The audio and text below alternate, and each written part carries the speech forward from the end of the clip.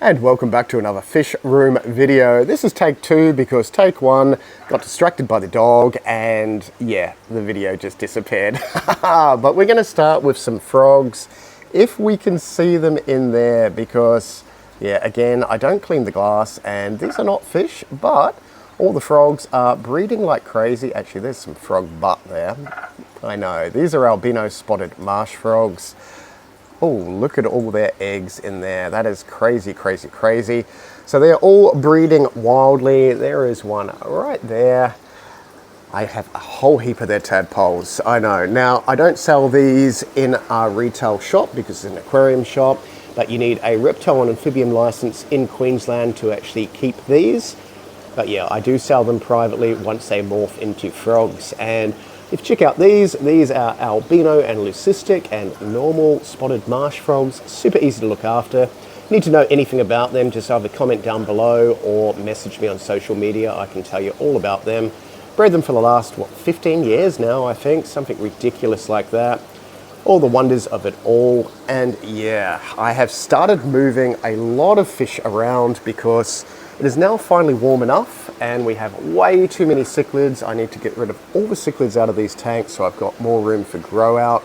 So these are all going to go into heated tubs and yeah, grow them up to decent size. They're mostly Central American cichlids, but a lot of different things. Obviously a lot of convicts, there's a lot of geophagus, there's a lot of Texas, there's all sorts of stuff in there, bits and pieces, etc, etc, etc. Way too many. I know, I need to deal with them. Behind me I have more tadpoles. How awesome are they? So these are leucistic and albino. They just look freaky weird, don't they? I know, look at their little beady black eyes. Yeah, just the fun of genetics. Now, not much else has happened in these tanks at the moment. I still need to get lights for them, that's why it looks a lovely yellow color. But we have our white-lipped madukas still looking brown. Oh, they are taking so long to grow. It is ridiculous. Yeah, very frustrating, but it is what it is. I think it's just this particular strain of fish because little fish, like these mumbas and stuff in here, are almost the same size as them and they're only like, you know, a month old as opposed to these, which are like 3 months old now and just not growing. Down below though, our tetrastigma. Where did I see the tetrastigma? There's a male there. There's a very pretty male there. Oh, and here's Benji again to distract me. We're doomed. So the tetrastigma have been breeding. So that is a male there. These are Malawi cichlids, so high pH rift lake fish. Yeah, wherever the female, there she is. Don't want to just move the camera and disturb her, but they're mouth brooders. So she has eggs in her mouth. So hopefully she will hold them. They take about 4 weeks or so to turn into from eggs to fish in her mouth. So we're just going to let her chill in there and hopefully she'll be fine. The electric blues have been breeding as well, but they keep aborting, so they're a little bit too small wherever the electric blues have gone because I can't even see them at the moment.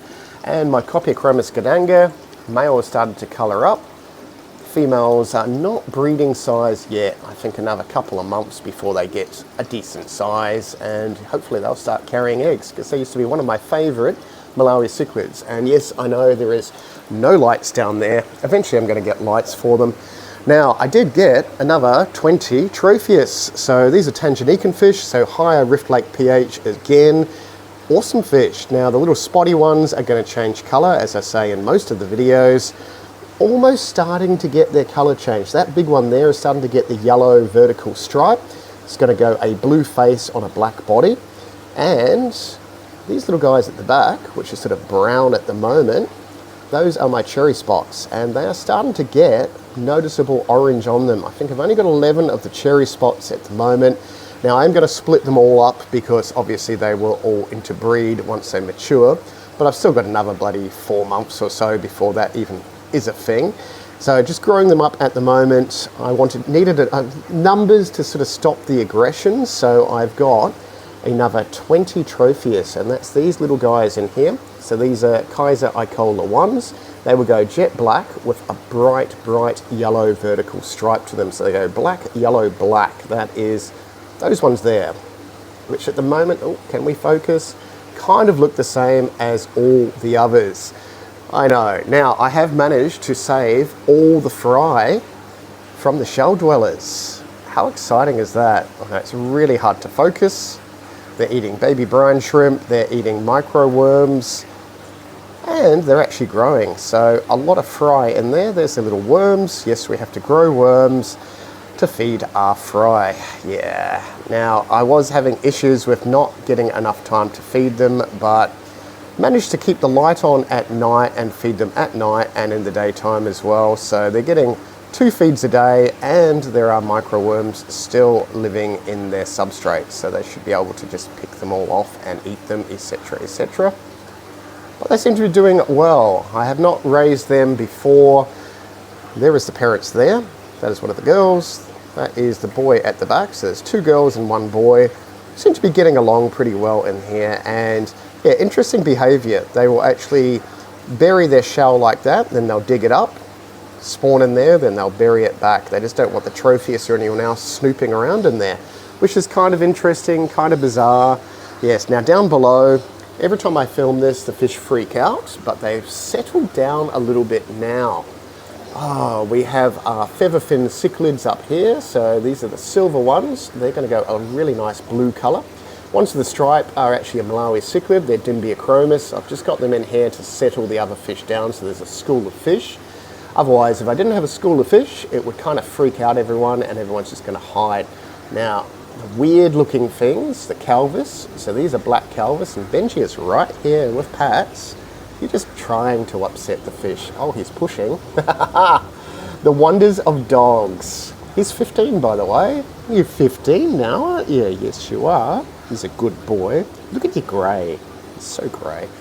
Anyway, yes, he's getting Pats. We are trying to film fish. That little calvus there has eggs inside that barnacle. So that little black thing under her body is a whole lot of eggs. They haven't hatched yet. I think a couple of days they'll start wiggling, then I'm going to get them out of there. Hopefully I will have time to get them out of there. Yeah, because at the moment they are attached inside that barnacle. That's those little tiny black smudgy bits inside there. She is protecting them though. She'll actually curl up and go right inside that barnacle. There are some 2 boys there. There's some gold compressiceps. I'm pretty sure they're just about, that's a male there. I thought I only had girls. That's interesting.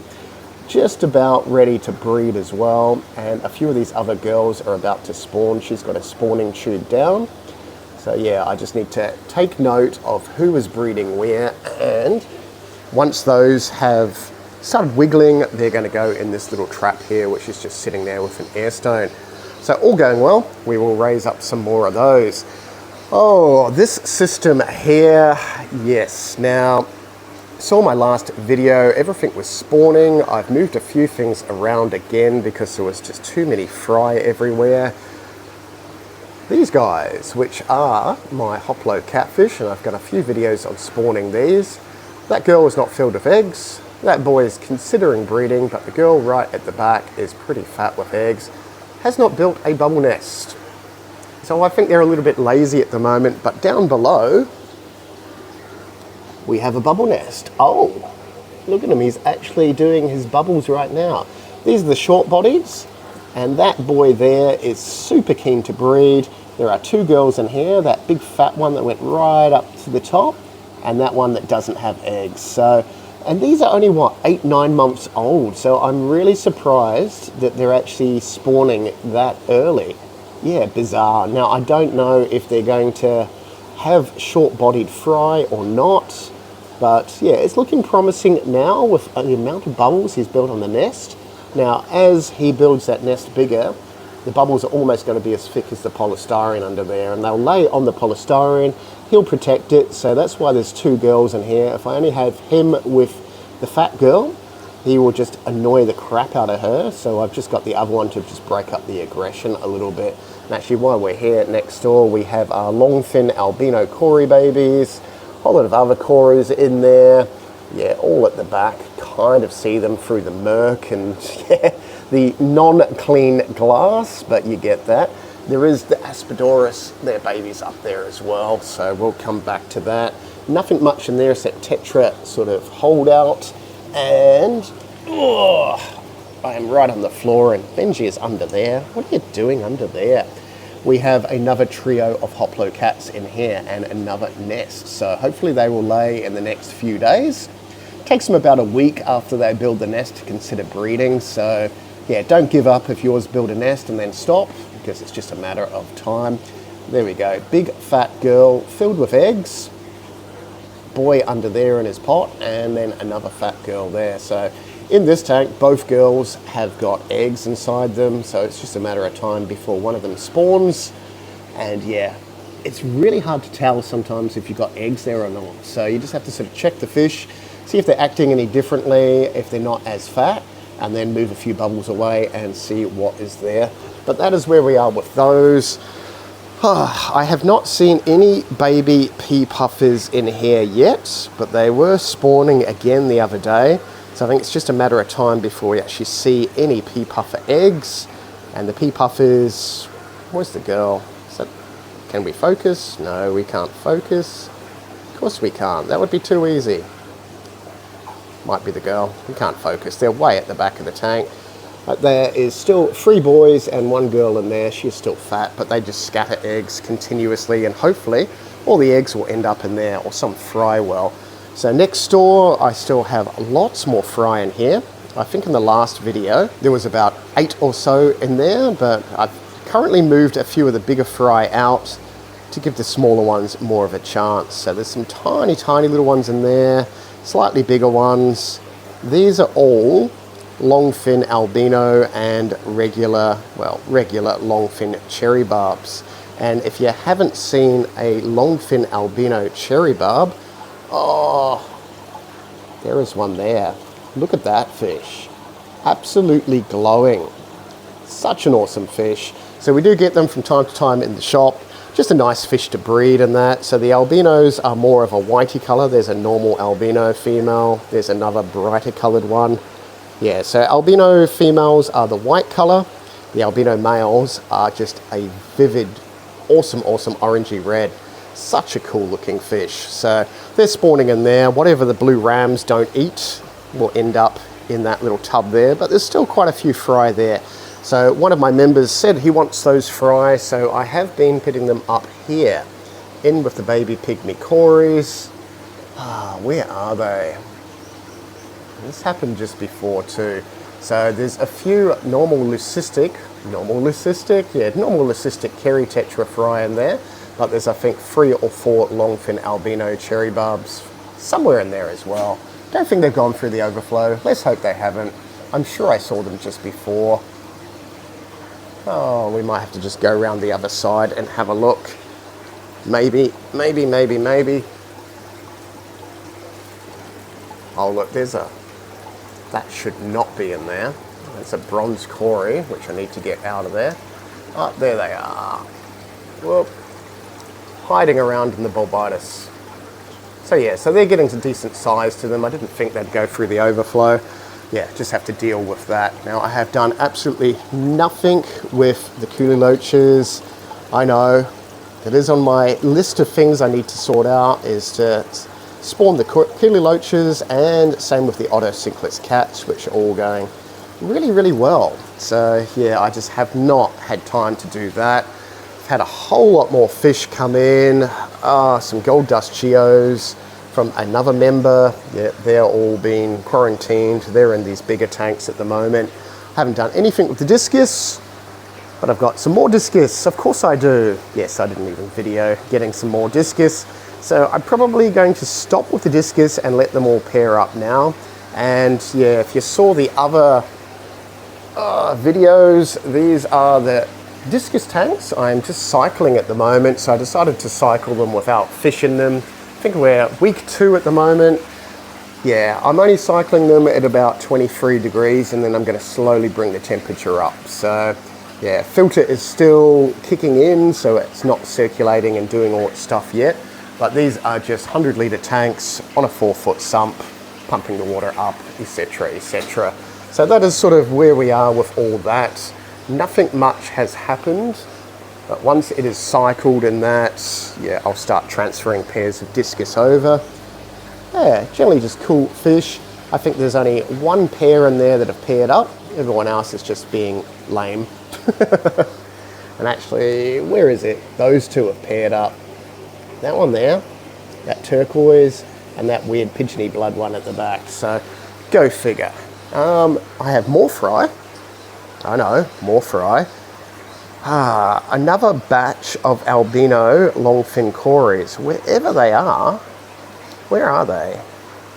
You think we can see them? Oh, there's one. I know, it doesn't look like many, but there are quite a few in there somewhere. It's because they're albino. Oh, really hard to see. Maybe if I just stir it up a little bit. Come on. Yeah, they're all darting around. Okay, there's at least one. I know. We'll just concentrate on that one, shall we? Yeah, there's more than one, but they've just started to absorb their egg yolk.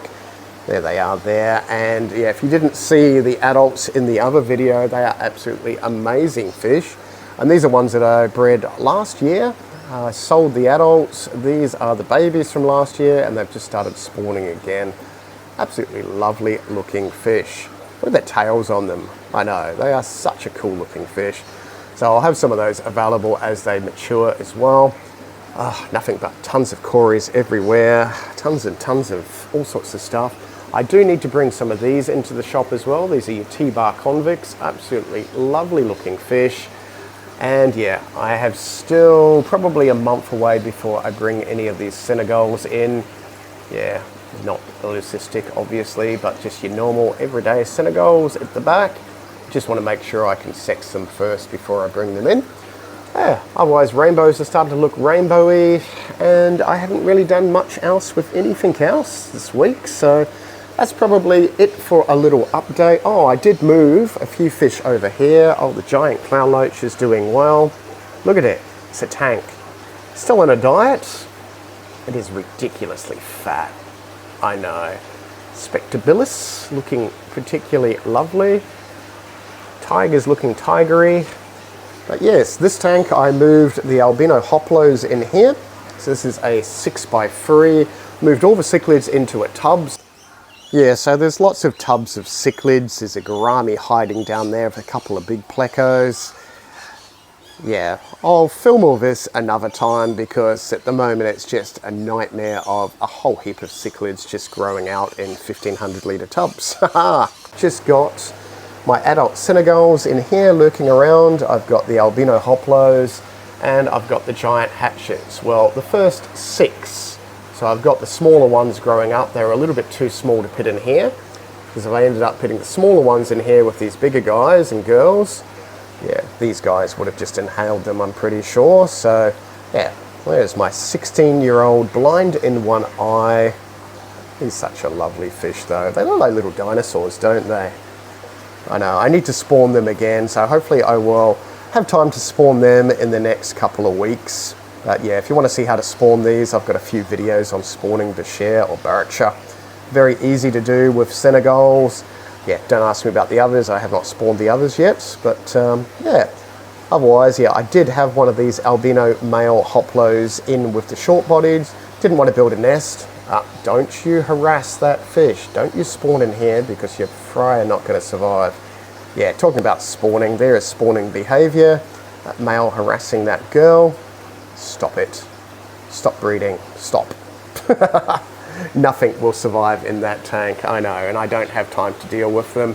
Yeah, that is sort of where we are with all of that.